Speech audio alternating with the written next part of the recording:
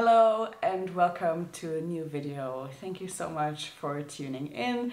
Today I'm gonna go through all of the 46 books that I've read in the year of 2022. I did set myself a reading goal in the beginning of the year, but I was fully aware that I had no idea how 2022 would look like, which is why I set it to 33. That seemed like something I could accomplish, but was still maybe a challenge depending how things would go, and I am very pleased that I've read 46 books. That is more than I've read in the last couple of years. I could and I would like to still read more, of course, but yeah, I'm still very happy with the amount that I read. So I debated how I would talk about all of these books, because about some of these books I've talked in length in other videos, and other books I did never even mention. So I was thinking for a long time how I would talk about 46 books in a format that wouldn't take like an hour and a half to get through. I was also thinking of making a lot of videos like the best, the worst, most disappointing, most surprising and whatever, but I don't feel I've read enough to do that. And also I'm not 100% a booktube channel anymore, so it just didn't feel quite right. So I've decided to do a tier ranking and go through the books this way in the hopes that it will be faster, which we're gonna find out. So yeah, let's get into the books. So first of all, the books are gonna be in the order that I've read them in. And second, I made 5 tiers. The first is obsessed, like books that are definitely gonna stick with me for a long time because I love them so much. Then books that I'm just glad I read them, is not like a new all-time favorite, but I'm just happy that I've read this book. Then the middle category is like meh, or maybe I've already forgotten most of it, or I know I will forget about it. So that's like the middle tier. Then I have one that is, it is complicated because there are books that you can see value in, or you have some feelings about, but you're aware there might be like problematic or something. So that is that tier.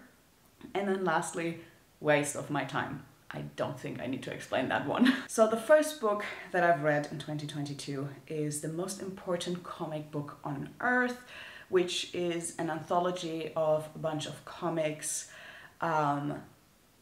regarding the environmental crisis, and it's like with a bunch of celebrities from a bunch of comic artists. It's pretty cool. I really loved it.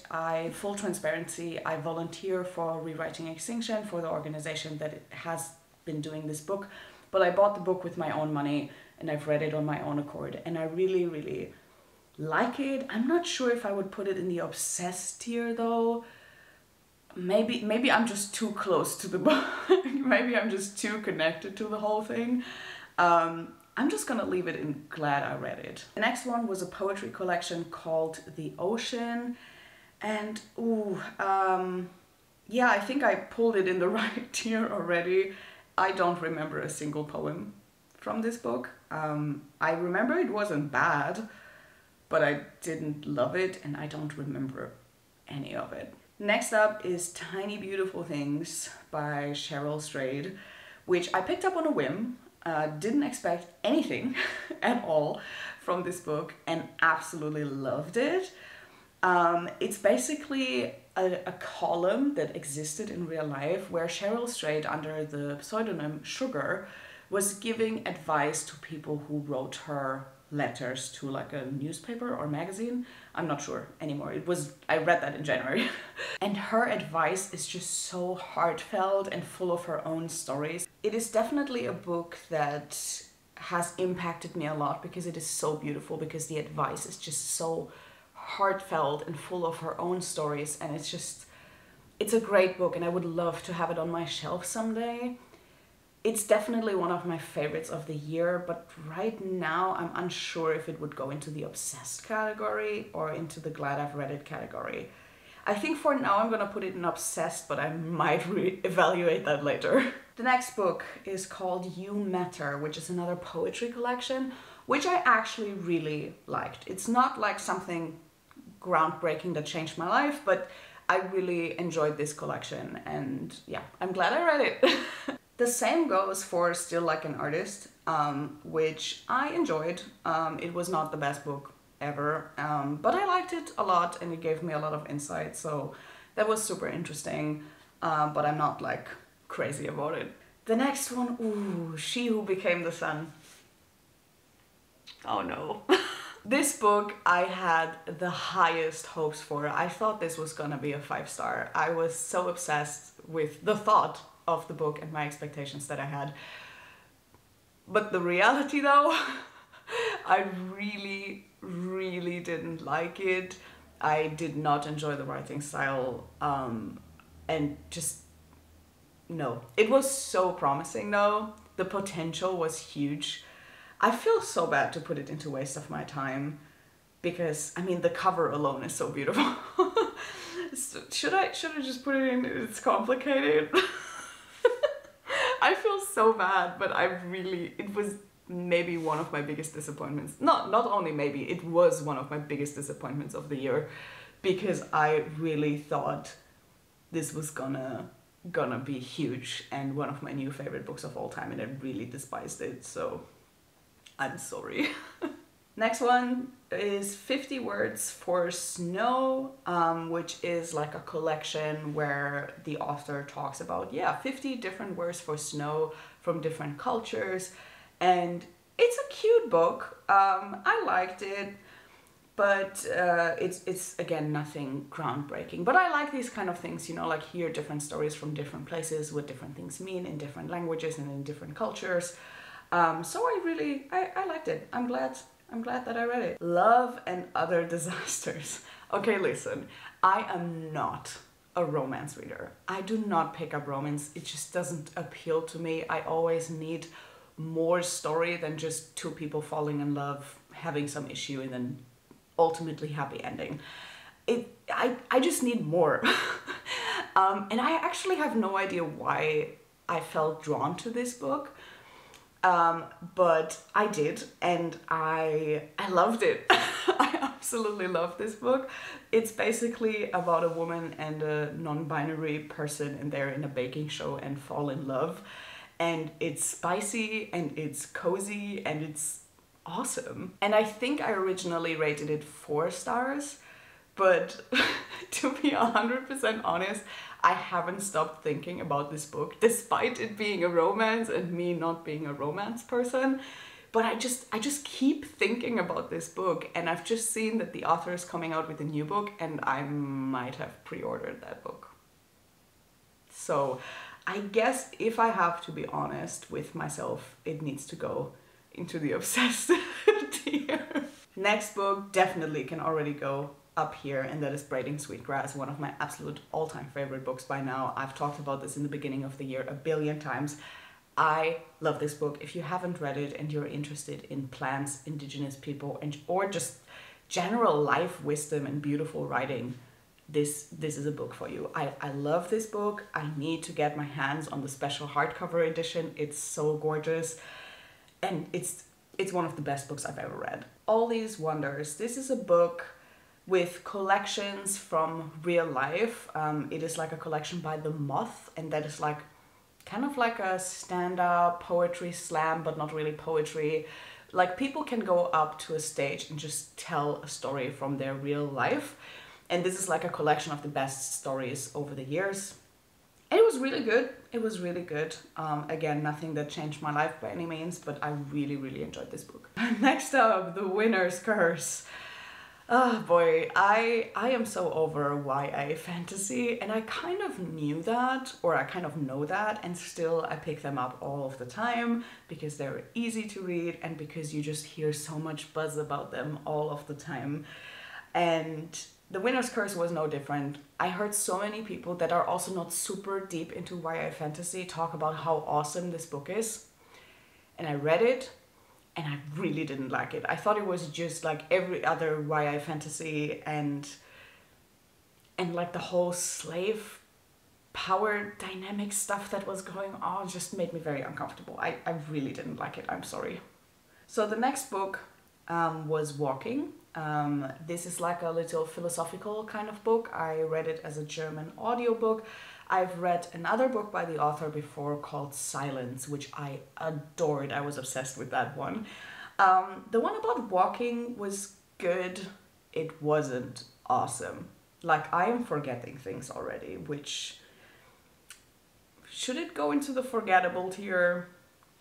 No, I liked it too much to go there, but let's just say I'm forgetting things already. Next up is a book that I have talked about before. And that is An Astronaut's Guide to Life on Earth by Chris Hadfield.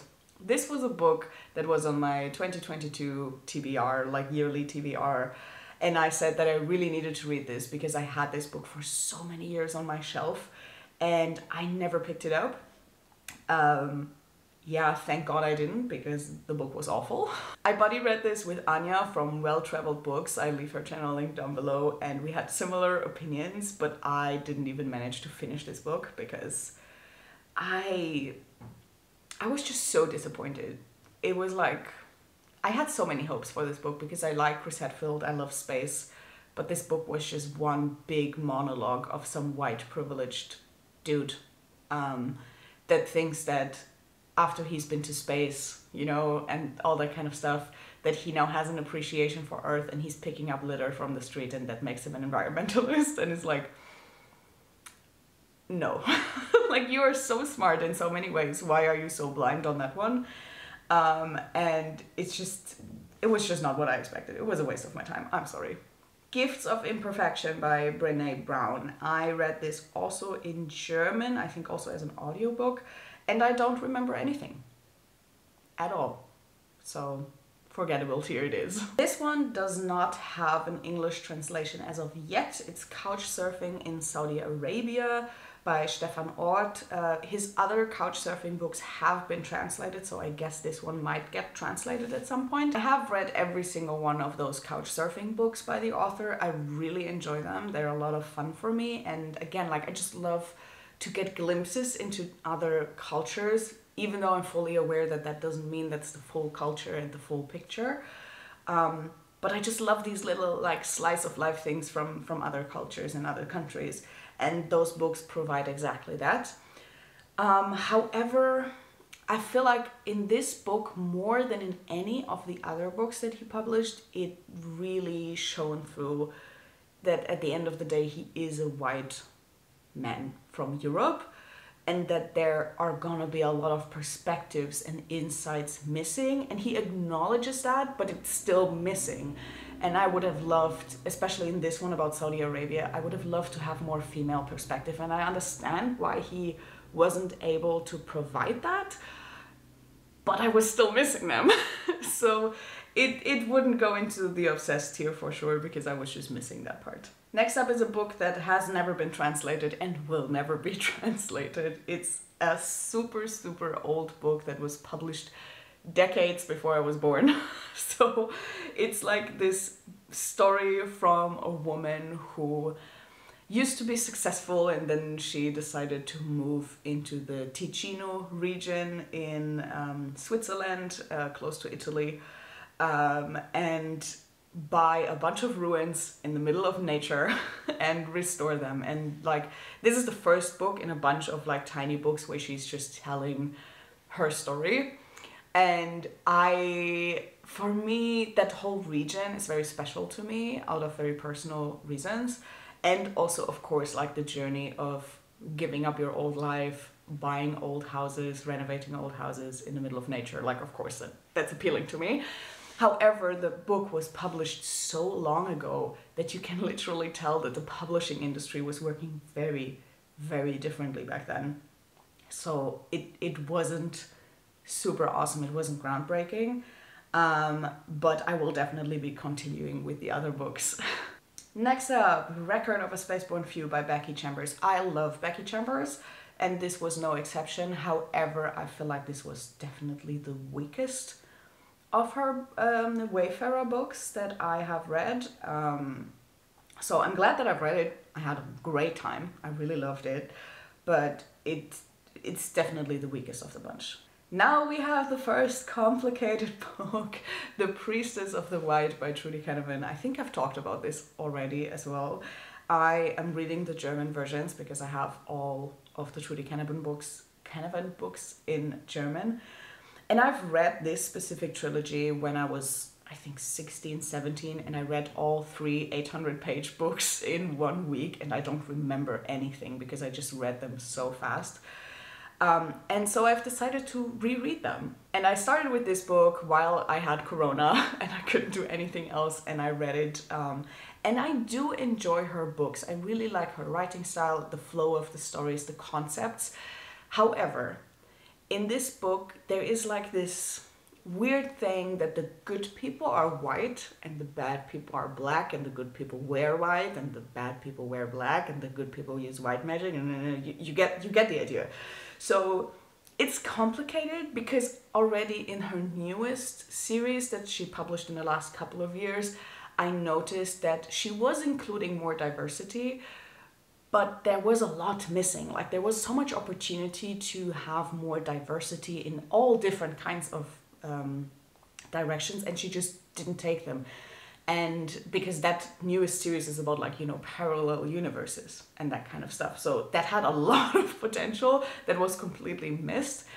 And now going back to her older books, even though I know they've been published like many, many years ago, it still doesn't sit right with me. And I haven't continued with the series because I'm afraid that that whole race thing might be bigger in the other books. And I want to continue to love her books, but I don't. I see the problematic elements, let's just say. So it's complicated. You Let Me In by Lucy Clark. I'm gonna put this right where it belongs. I'm not gonna talk much about it. I talked about this in another video. I've read this in German. It was marketed the wrong way.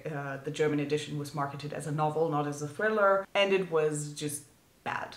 It was bad. Next up is my own book. It's gonna go straight into Obsessed. I mean, it's my own book. I published it in the summer months, which is also obviously when I marked it as read, when obviously I've read it like 20,000 times because I've written it, and I've, you know, made the whole book. Like I've made the cover, I've made the inside of the book, I made the ebook, I made the print version, I made everything myself.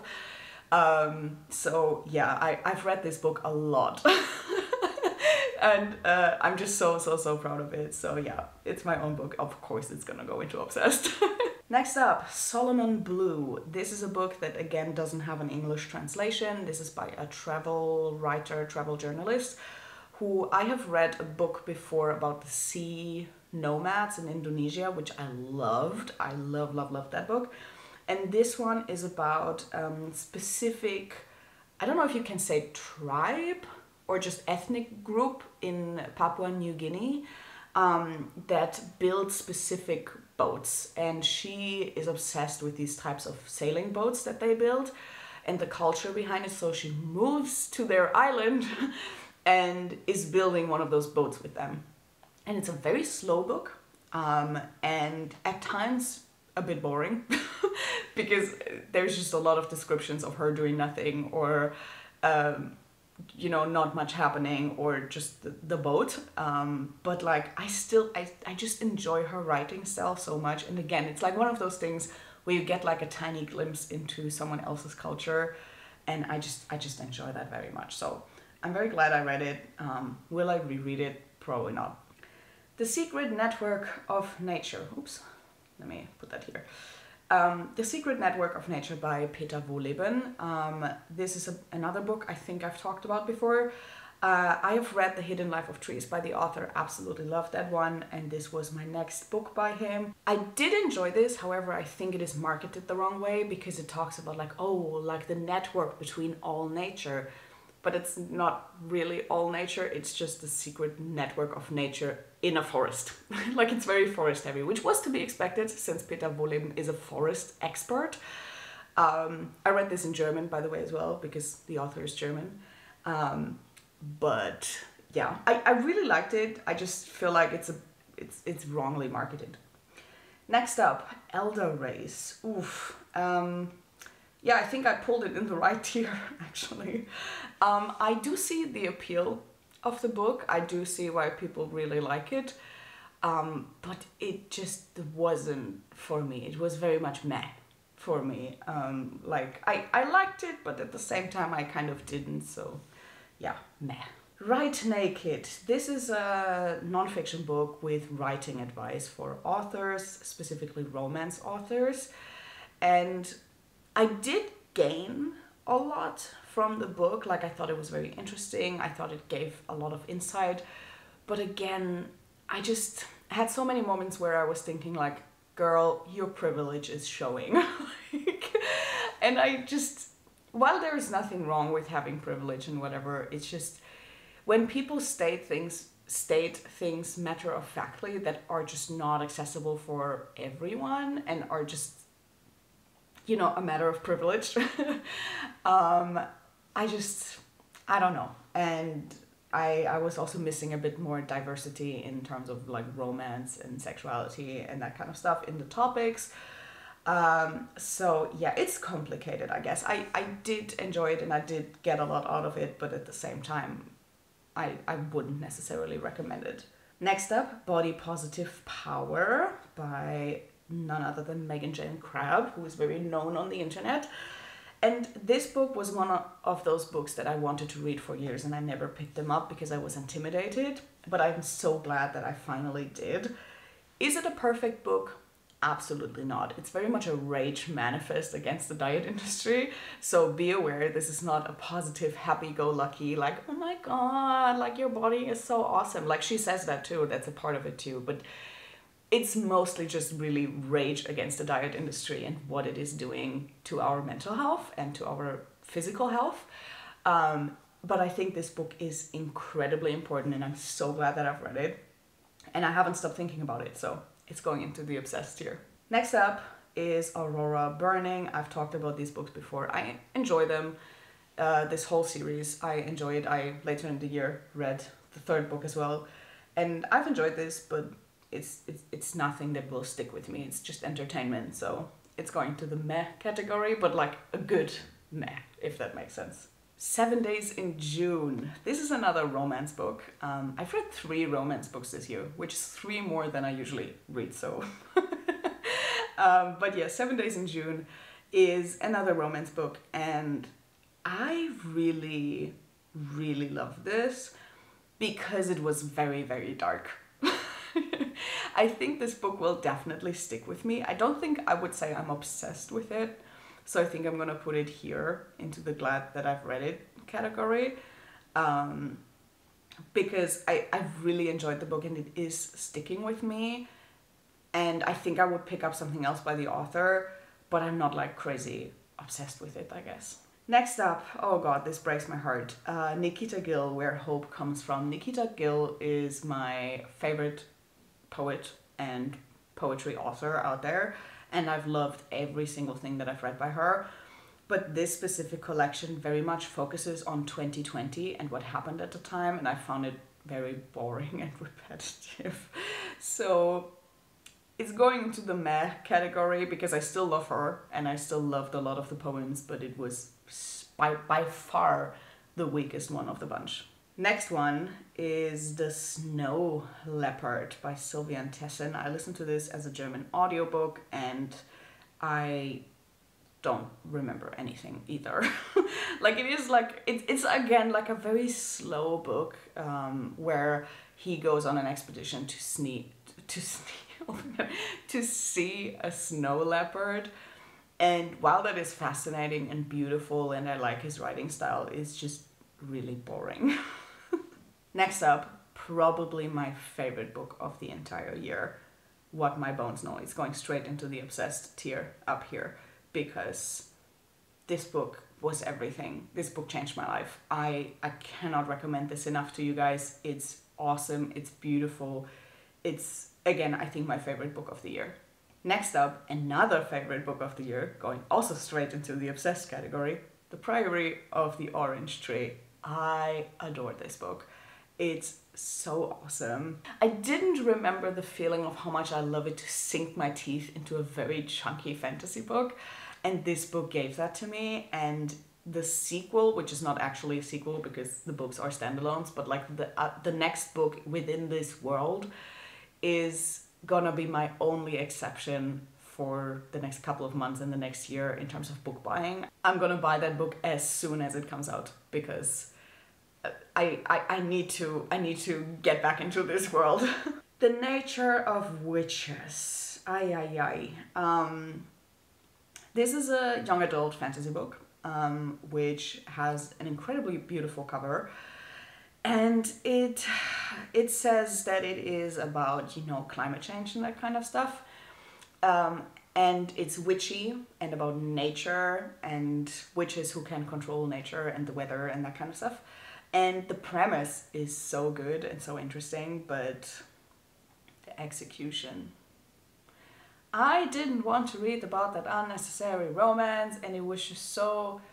I mean, I know it's a fantasy book, but it was just so unrealistic because she plays with the weather. But like the stuff that she does with the weather, even with the magic, it just didn't make any sense. And she basically reduced climate change to weather phenomenons, which it isn't. Like, climate change is not just the weather. It's a lot of things.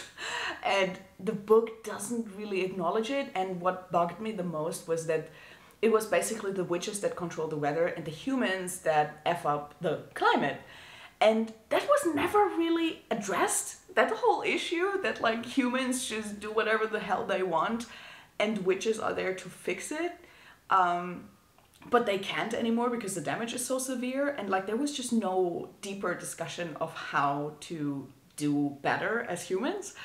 And I feel like that was a massive missed opportunity. However,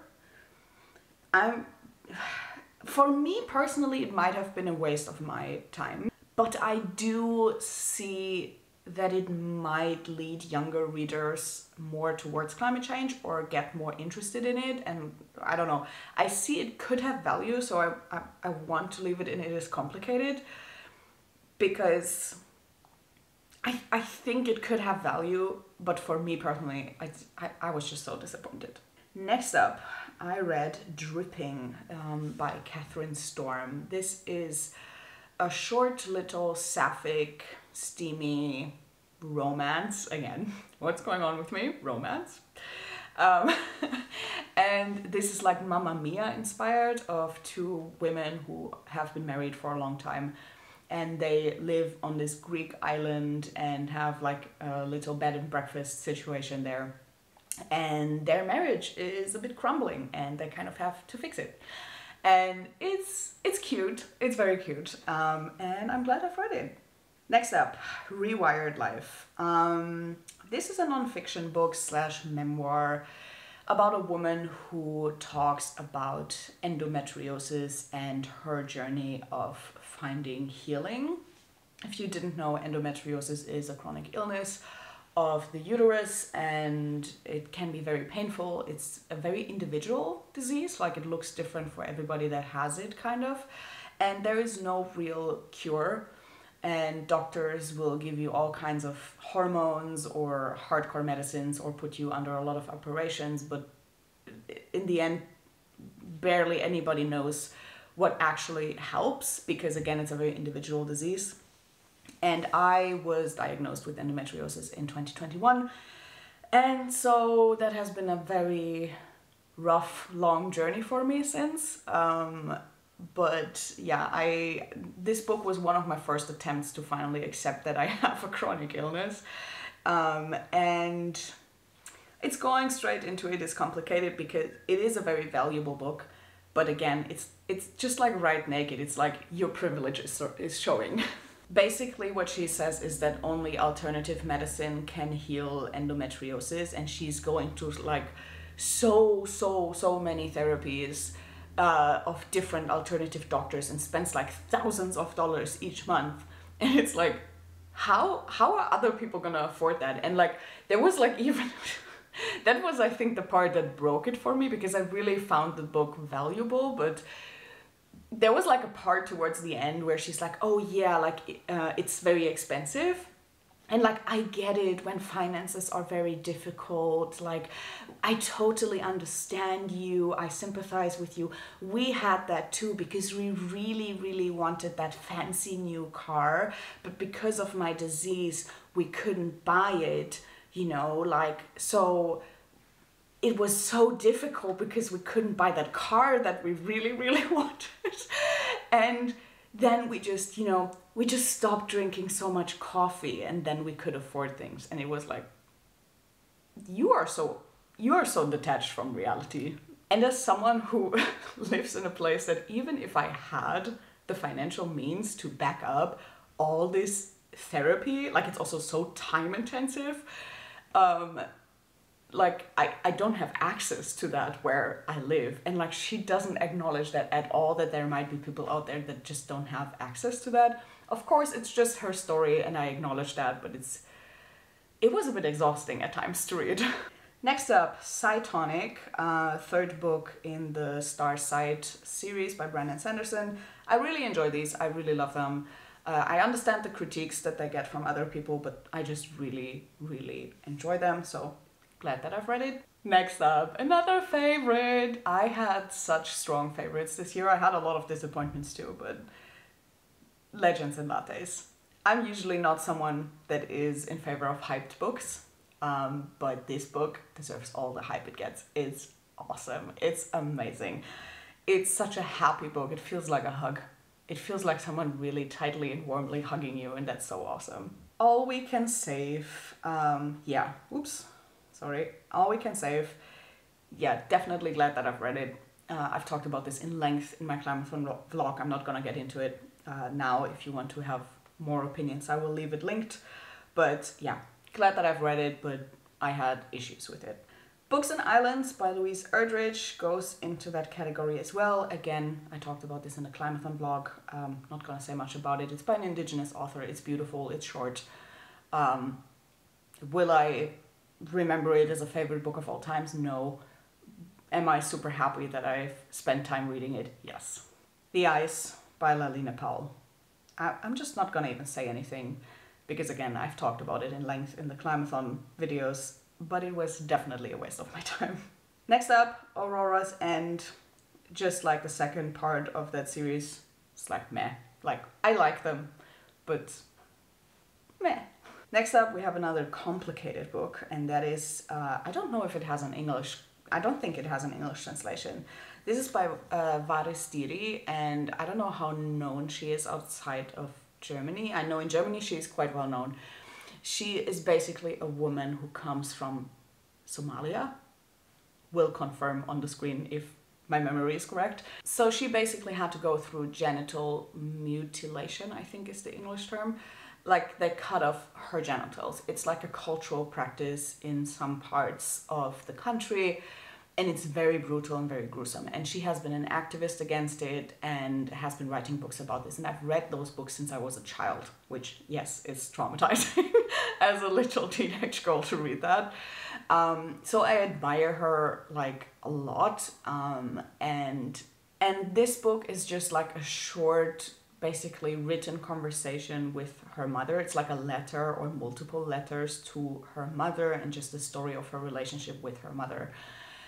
And I have very complicated feelings about it because I didn't even rate it after reading it because it's so personal. It's so private and personal. But I could see why she felt that she did. Like, I totally get it. Again, it's so private, and like I get why she feels the way she does and why she acts the way she does.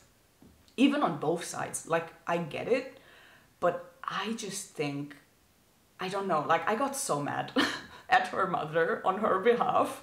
I got so angry all of the time, so I had very complicated feelings about it. So it's gonna go into the complicated category. Next up was a graphic novel called Olaju. Or I don't know if you pronounce it that way, actually. I'm sorry if I pronounced it wrong. This is like by an African graphic novel company. And I had apparently supported them at some point, and I completely forgot about it because it took forever for the thing to be actually released, and then suddenly it wasn't my email, and I was like, oh, nice. And this is like a graphic novel, very much African inspired. I don't know if it is inspired by a specific African country or culture. I'm unsure, it wasn't specified. And I don't know it well enough to, you know, get that by myself. And it's basically like these magical, mystical nature beings who are creating Earth before humans come. It's like this super magical story, and it's cool. It's nothing out of this world. And there were a lot of typos, which was weird, because it's like an official release and there are so many like typing mistakes, but okay. But it was cool. Like, the art style is beautiful. The art style is gorgeous. Next up is a book that I don't know if it belongs into the forgettable category or into the waste of my time category. And that is Fireborn. That is yet another YA fantasy that I've just heard so many good things about that I needed to give it a shot. And it is like a YA fantasy that has dragons, which I'm very excited about, especially after Priory of the Orange Tree. I was like very excited, and Fireborn was even like compared to like, you know, Game of Thrones and stuff. And it's not that. If you like An Ember in the Ashes though, I think you would love that book, because it has very similar vibes and it very much focuses on a relationship between two people and not the actual thing that is happening. There are some very interesting political things going on in the book, so that's cool, but it's just such wasted potential. Like, the dragons, where are the dragons? Like, they're like puppies. The dragons are in their caves, and unless the people fly on them, the dragons just don't do nothing. They're not a part of the story. They're like such wasted potential. If you have dragons in your story, make them awesome and talk about them. Talk about how they behave and how they look like and the relationship between them and with humans and whatever. For example, they had 3 different types of dragons and I didn't even know how to distinguish them. I was like, where's the difference? Except for that one is smaller than the others. Like, that kind of stuff. The world, there was like barely any explanation, like what were people wearing, what were they eating, you know, like very little world building in terms of details. And again, like, there was like a lot of like teenage angst and a teenage relationship in the center of the story, and I was not really interested in that. So I don't know if it's forgettable or a waste of my time, because I do see the positives of it, but it's a waste of my time, let's be real. Next up is Ace. I just finished this a few days ago and I've been reading it throughout the month. This was highly anticipated for me. This was a 5-star prediction and I gave it a 4.5 stars. I really value this book. I think it is super important. I think it's well done. I just think it was a bit all over the place. And it was sometimes a bit hard to follow because we were jumping around quite a lot. And there were a few things that we could have gone more in depth with, and there was one specific thing, one tiny little specific thing that I just didn't agree with at all, in the way she presented it, like with a thought behind it, yes, but not in the way she wrote about it. And yeah, I really enjoyed it. I think it's super important. I think it's gonna be a favorite. I'm just gonna put it in obsessed, but just like the tiny beautiful things, I feel like it's like somewhere between obsessed and glad that I've read it. Like, it's a super important book that I'm gonna remember, but it's not like the top tier. Second to last, Die unendliche Geschichte. I have no idea if this has an English translation. I looked it up, I couldn't find it. If you would translate the title, it's The Never-Ending Story. If anybody knows the book, maybe you do, but it's an absolute classic in Germany. I've read this as a child and I'm so glad I picked up the audiobook when I was painting in our house, because I remembered only parts of it and it gave me so much nostalgia. I'm not someone who likes to reread, especially like children's books. I'm not the type of person to do that. But this book, because it's such a classic, I was just so curious to reread it after so many years. And I remembered a lot from the first half of the book and nothing from the second half. So that was super interesting. And I was pleased to find out that except for a tiny bit of like anti-fatness, there was very little things that were problematic, which is rare for a book this old written by a man. So congrats. And finally, the last book of 2022 that I've just finished last night is We Are Okay by Nila LaCour. I had zero expectations for this book because it's a YA contemporary and I don't expect anything from YA contemporary because I don't really read them anymore. But it was so good. I did not expect to love this book as much as I did, and honestly, it's gonna go into the obsessed category because while it doesn't compare with What My Bones Know or The Priory of the Orange Tree or Legends in Lattes or Braiding Sweetgrass, which are like my top books, it will stay with me for a long time. And I definitely need a physical copy of this book to put on my shelf because the cover is gorgeous and because I love it. I just love it so much. This is it. I'm gonna wrap this up very fast because the video is so long.